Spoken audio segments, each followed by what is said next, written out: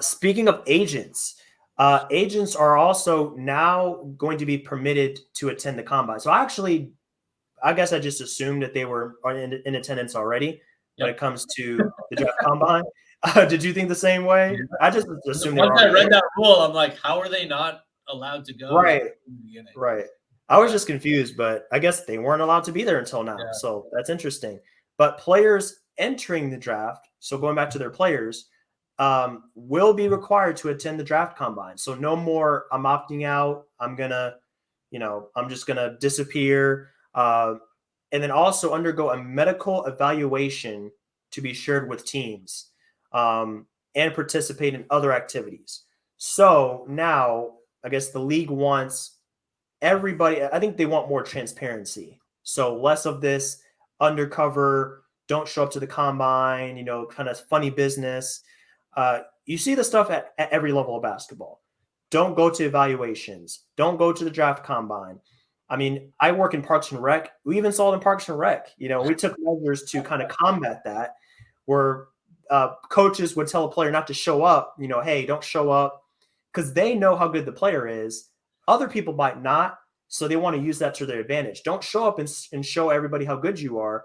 Just lay low, and I'll take you in the draft or whatever. So I think the league is trying to combat that, the funny business, the undercover, the backdoor stuff, full transparency when it comes to medical evaluations. So all teams know up front if there's any conditions they should be aware of before the draft, any red flags and things like that. So I do like that move from the league, just trying to increase the amount of information that is given about these players. Because, this is a big investment for these teams. And it's only right that teams have the full amount of information that they're looking for before they go in and draft these guys, especially with the age they are. Yeah. Again, coming through AAU and the wear and tear on their bodies, this is huge. So I do like where the league is going with this. And I think several people around the league will appreciate a change like this, just eliminating that kind of funny business and undercover stuff that was going on before. Right. Only releasing the medicals to the teams that you want to go to, essentially, is what it would be. But what Larry Kuhn did a podcast for our partner Sports Business Classroom, and he made a great point that the medicals are still only limited to the target teams that the player is supposed to be drafted to or expected to be drafted to. And what's interesting about that, so it's not going to all the teams. But what's interesting is how is that going to play out when team 28 is trying to trade up to pick 10, and he doesn't have that team doesn't have the medicals yet. So I wonder if that will be written into the CBA. Again, this is just a deal memo, so we don't know if that will be written in some way, shape, or form.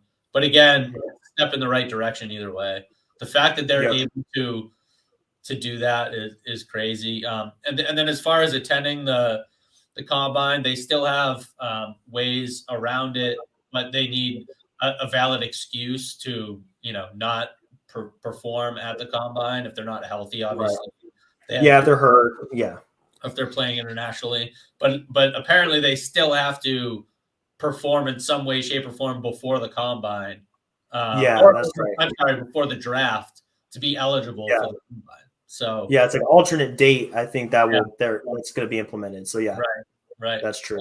So they're still making everybody show up no matter what. Whoever wants to be in, you have to show up, which is great. I mean, instead of having everyone just trying to guess and all these teams guess, what these guys are all about, show up. You want to be in the draft? I mean, it makes sense. So it does.